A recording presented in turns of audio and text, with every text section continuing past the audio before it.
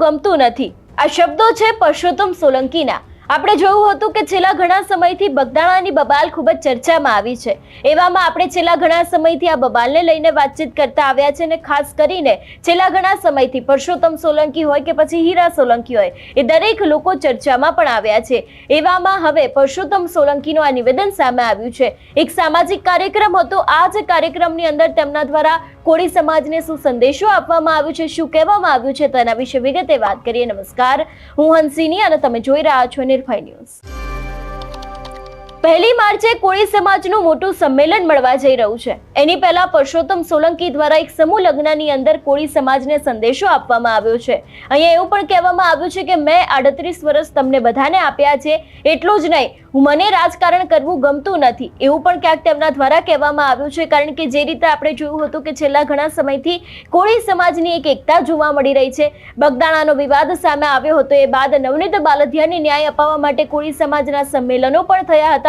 કોળી સમાજ ભેગો થયો હતો. ફક્ત ને ફક્ત કોળી સમાજ નહીં, પરંતુ ધારાસભ્ય હોય, સાંસદ હોય કે પછી કોઈ પણ આગેવાનો હોય, એ લોકો સરકારની સામે પડ્યા હતા. રજૂઆત કરવામાં આવી હતી ને એ બાદ એસઆઈટીની રચના થઈ. મુખ્ય આરોપી સુધી એસઆઈટી પહોંચી પણ ખરી ને અંતે નવનીત બાલદિયા છે એમને ન્યાય પણ મળ્યો. જોકે અત્યારે હાલ કોળી સમાજના આગેવાનો દ્વારા જે બંને પીઆઈ છે ને ડીવાયએસપી છે એમની સામે પણ કાર્યવાહીની માંગ કરવામાં આવી છે. પરંતુ અત્યારે હાલ આ સમગ્ર વિવાદની વચ્ચે પરસોત્તમ સોલંકી દ્વારા કોળી સમાજને શું કહેવામાં આવ્યું છે અને ખાસ કરીને સમૂહ લગ્નની અંદર દીકરીઓની વાત કરવામાં આવી છે, રાજકારણને લઈને શું કહેવામાં આવ્યું છે તે પણ સાંભળીએ.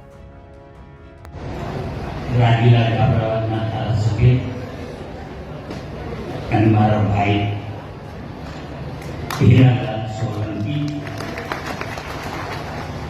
અહીંયા ઉપસ્થિત, અહીંયાના સંતો ભાઈ શ્રી રાજેન્દ્રદાસ બાબુ, ભાઈ સનાતનદાસ બાબુ, તેમજ અહીંના આગેવાન જીવીભાઈ, ચેતન બાબા, પિતાભાઈ અને રાજેશભાઈ, તેમજ મંચસ્થ તમામે તમામ મહાનુભાવો, મંચસ્થ તમામે તમામ વડીલો, મારી સામે બેઠેલા સમૂહ લગ્નમાં મારી દીકરીઓ, અહીં અમારે શું કેવું એનું મને સમજાતું નથી. મારા જીવનના આ 38 વર્ષ મેં તમને બધાને આપ્યું. મને પોતાને સમજાતું નથી કે મારે શું કરવું. કેમ કે આપણી ગુજરાતની આ પદ્ધતિ મને ઘણી વાર બધા કે પરસોત્તમભાઈ તમે આવા શબ્દ કેવું આપો. મેં કીધું ભાઈ જો મને કંઈ રાજકારણ ગમતું, હું કોઈ રાજકારણ કરતો, પણ સમાજે જે મને ઉપાડી ગયો આ તો હું સમાજની ભૂમિકા મને કેમ થતું હોય, કેમ કરતું હોય, મારું હૃદય છે ને આવું ભોળું છે. હું કોઈ જોઈ નથી. મને કોઈ દુઃખી કંઈ વાતો કરે ને તો મારાથી સહન નથી, અને હું મારા ઉપર કે જે થવું એ થાય. અને જાણે ગમતું હોય હું એવો માણસ નથી. ભગવાન અને માતાજીના છું, મને નથી ગમતું. અમે લોકો ના મારો ભાઈ હીરાલાલ, અમે લોકો સમાજના તમામ આગેવાનો બધા અમે બેઠા હતા દરિયા અને જે અમે બધી કાઢી એ બોમ્બે આપણા અમદાવાદ સુધી અમે લોકો જે બધી વાતો કરી ને તો મને તાજું લાગ્યું કે આજે અમે આ બધું કર્યું હોય. આજે કોઈને એમ લાગે કે આ બધા વાતો કરતા હોય, ભાષણો કરતા હોય, અમથી બધું ન ગમતું. કોક વાર અમને બને ભાઈ કોક વાર કહે ને કે ભાઈ તમે લોકો ભાષણમાં આ બધું વાતો કરો ત્યારે અમે કે ભાઈ અમે ભાષણ ન કરતા, અમે કઈ નહીં કરી.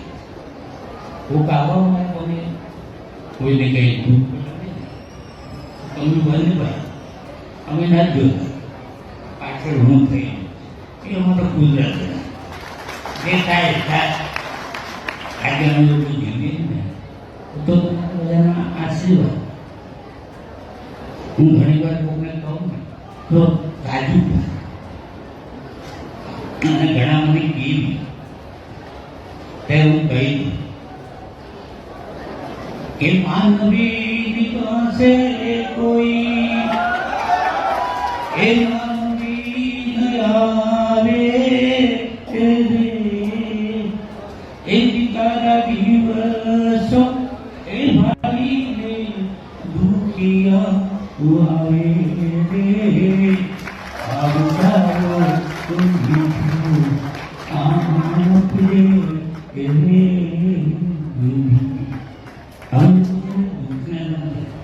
અમે લોકો દુઃખીમાં માણસોને સમજી એટલે અમે બે અમે લોકો વધારે વાતો નથી કરતા, પણ અમે બે જે શબ્દ હમણાં વાત કરી એ તમે સમજો. અમે હું કહેવા ઘણા જે સમજી જાય એને કહેવું નથી પડતું, પણ નથી સમજતા ને તો હમણાં તમે બધા બેઠા ને આ બધાની બીચમાં કહો કે અમે લોકો કોઈ ભાગ્યશાળી નથી, પણ અમે લોકો તમારા સેવક. અમારા બીજી થાય ને અમે પ્રયત્ન કરીએ એમ કરશું અને જ્યાં સુધી જીવ્યું ને ત્યાં સુધી કરીએ કે તમારો ઉપકાર કરીને અમે લોકો નહીં ચૂક્યા. આ આશીર્વાદ તમારા બધાને અને અમે કહીએ.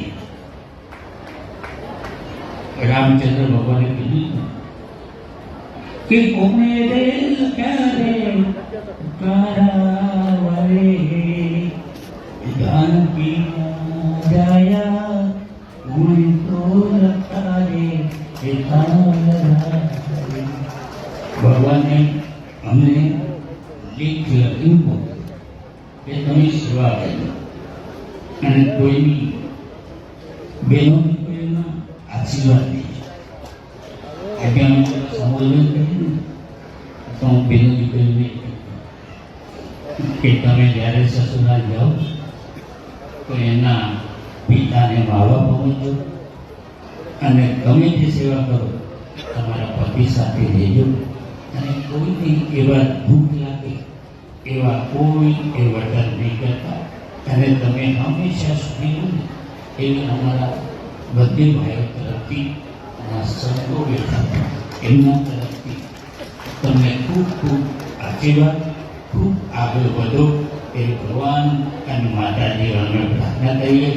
અને કોઈ વાર ભગવાન ન કરે તમને કોઈ એવું દુઃખ લાગે, કોઈ તકલીફ પડે તો અમે બંને ભાઈઓ અને સંતો બેઠા તમામે આગેવાનો બેઠા એમને બધાના તરફથી તમને શુભકામના અટલું કે વિરુદ્ધ છે. ભારત માતા કી જય. બધા મારા સિદ્ધાર્થ જય પોલીસ.